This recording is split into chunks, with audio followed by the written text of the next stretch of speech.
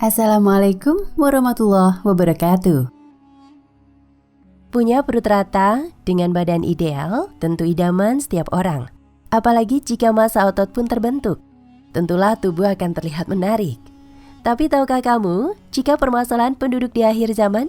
Salah satunya adalah kondisi masalah perut buncit dan kegemukan. Bahkan Rasulullah SAW pernah memprediksi bahwa akan ada suatu masa di mana penduduknya dipenuhi oleh orang-orang yang gemuk. Generasi terbaik adalah generasi di zamanku, kemudian masa setelahnya, kemudian generasi setelahnya. Sesungguhnya pada masa yang akan datang ada kaum yang suka berkhianat dan tidak bisa dipercaya. Mereka bersaksi sebelum diminta kesaksiannya, bernazar tapi tidak melaksanakannya, dan nampak pada mereka kegemukan. Hadis riwayat Bukhari nomor 2651 dan Muslim 6638.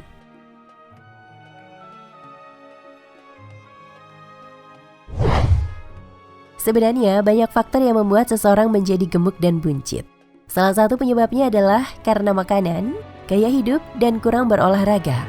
Masalah kesehatan kita saat ini gara-gara banyak makan, kata Dr. Zaidul Akbar yang dikutip dari portal jember.pikiranrakyat.com. Mengukur perut buncit selain menggunakan tali meteran, bisa juga dengan memegang pinggang. Jika saat dipegang banyak lipatan, otomatis banyak cadangan energi dalam bentuk lemak yang tak terpakai. Obesitas itu penyakit, makanya di zaman Nabi tidak banyak penyakit degeneratif, ucap Dr. Zaidul Akbar lagi.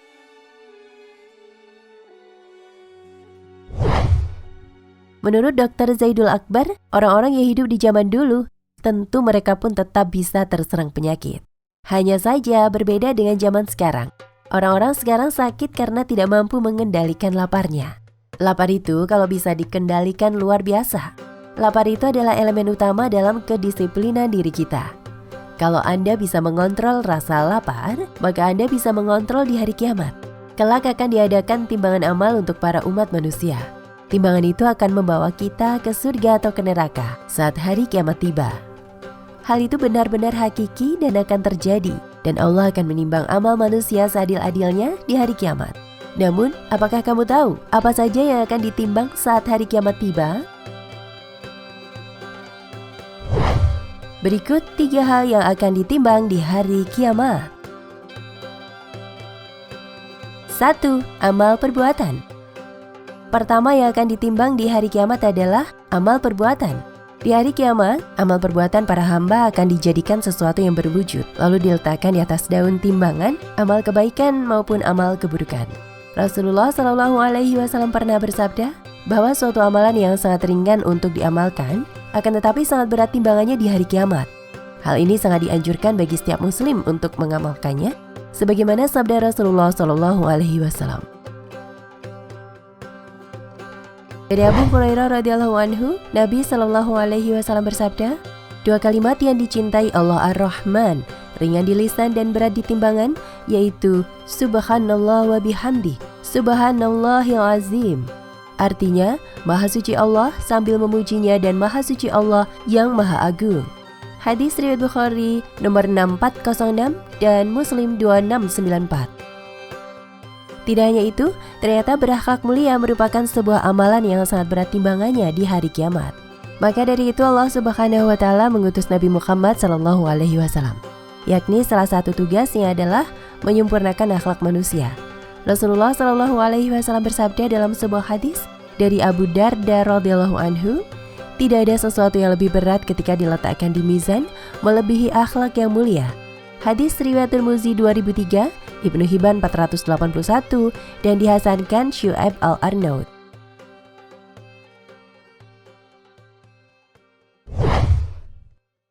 Dua, fisik pelaku amal. Hal kedua yang akan ditimbang di hari kiamat adalah fisik atau berat badan si pelaku amal. Terdapat beberapa dalil yang menunjukkan bahwa berat badan para hamba akan ditimbang.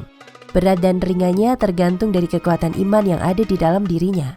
Hal ini sebagaimana sabda Rasulullah SAW dari Abu Hurairah radhiyallahu anhu, sesungguhnya pada hari kiamat nanti ada seorang laki-laki yang besar dan gemuk, tetapi ketika ditimbang di sisi Allah tidak sampai seberat sayap nyamuk. Hadis riwayat Bukhari 4729 dan Muslim 2785.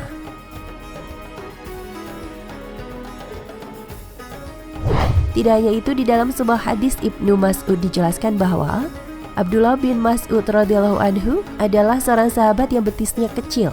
Tatkala ia mengambil ranting pohon untuk siwak, tiba-tiba angin berhembus hingga menyingkap pakaiannya, sehingga terlihatlah kedua telapak kaki dan betisnya yang kecil.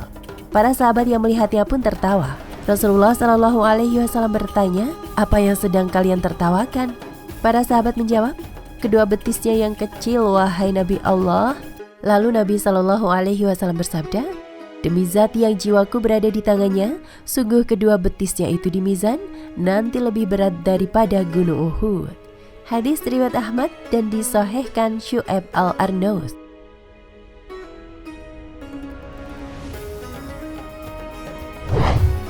Tiga, buku catatan amal.